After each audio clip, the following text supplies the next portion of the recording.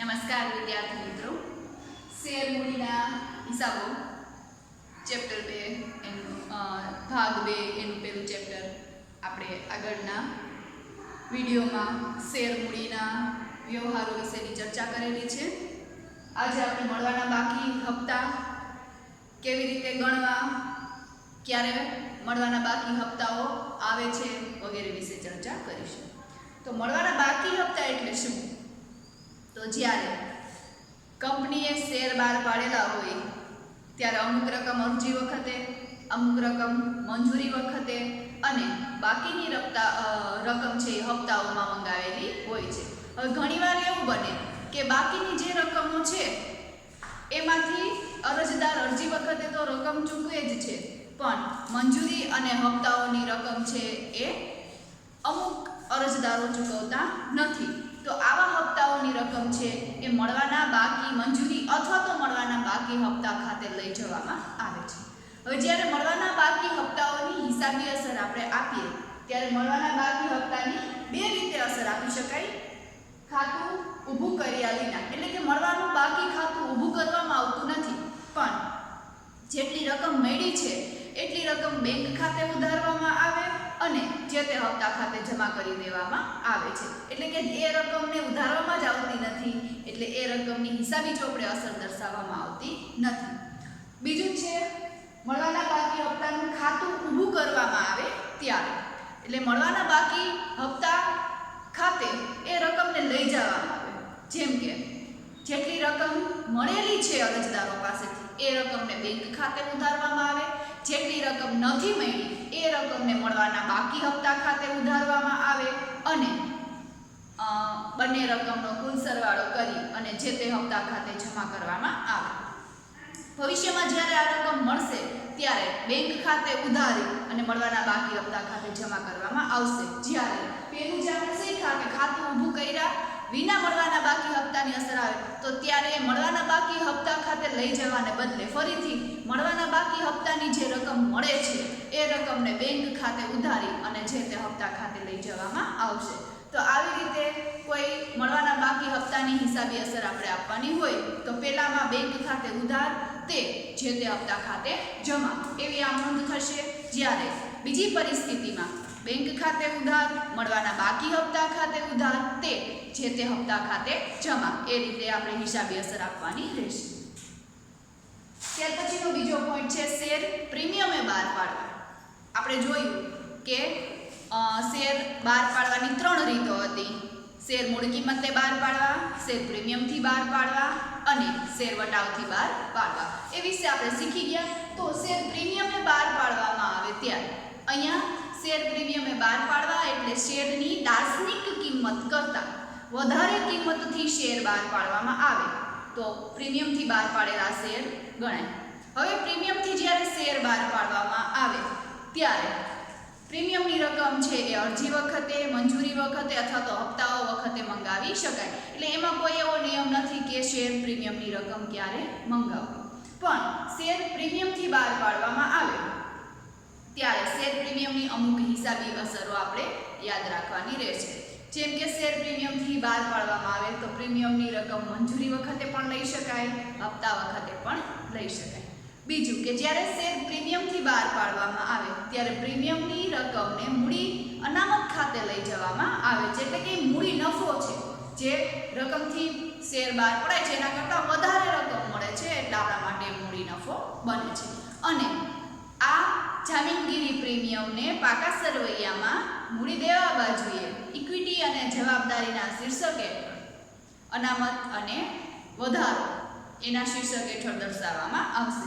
હવે ભવિષ્યમાં જ્યારે મૂડી અનામતની અસર આપવાની થાય ત્યારે જામીનગીરી પ્રીમિયમ અનામતનો ઉપયોગ કેવી રીતે કરવો, જામીનગીરી પ્રીમિયમ જે છે એને જામીનગીરી પ્રીમિયમ અનામત ખાતે લઈ જવામાં આવે.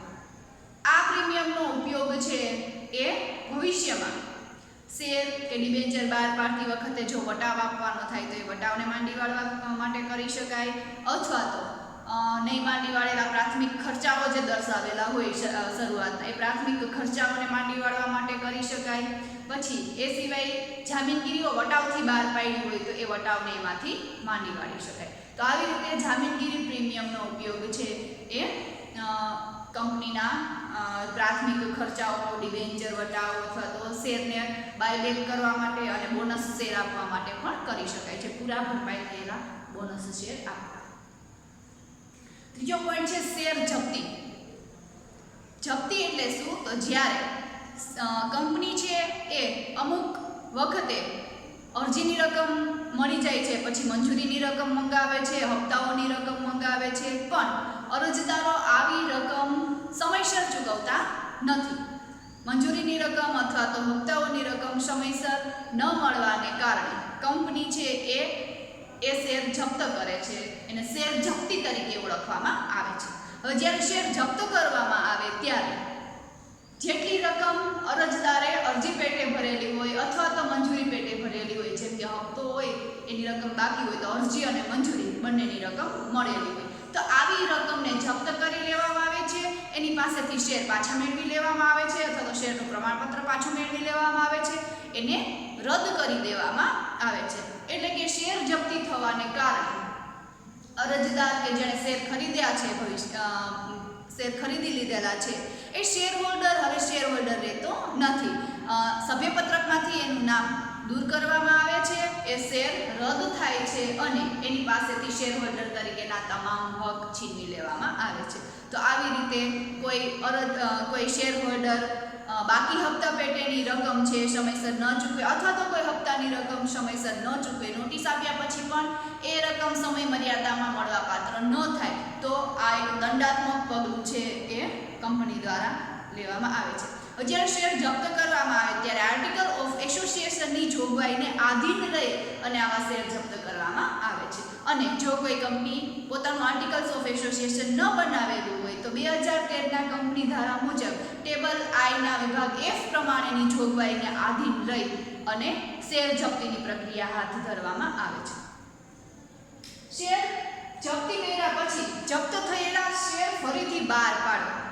જે શેર જપ્ત કરેલા છે એ શેર આર્ટિકલ્સ ઓફ એસોસિએશનની જોગવાઈને આધીન રહી અને કંપની ફરીથી બહાર પાડી શકે છે. હવે જપ્ત થયેલા શેર ફરીથી બહાર પાડવામાં આવે ત્યારે કંપની જેટલા શેર જપ્ત થયેલા છે એ શેર અથવા તો એનાથી ઓછી સંખ્યાના શેર પણ બહાર પાડી શકે છે.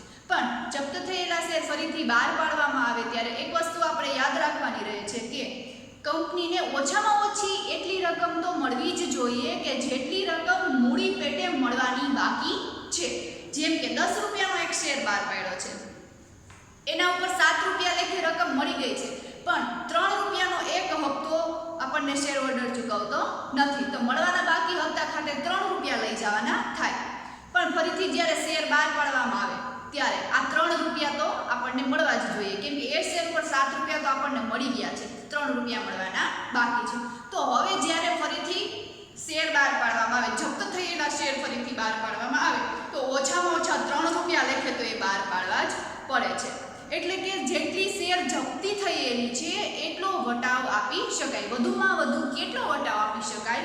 તો શેર જપ્તીની જેટલી રકમ મળેલી છે વધુમાં વધુ એટલો વટાવ આપી શકાય. જેમ કે હમણાં જ આપણે ચર્ચા કરી કે 10 રૂપિયાનો શેર છે, 7 રૂપિયા લેખે રકમ મળી ગઈ છે, તો 7 રૂપિયા છે એ જપ્ત થાય એટલે જપ્તી ખાતે લઈ જવામાં આવે તો વધુમાં વધુ 7 રૂપિયાનો વટાવ આપણે આપી શકીએ છીએ.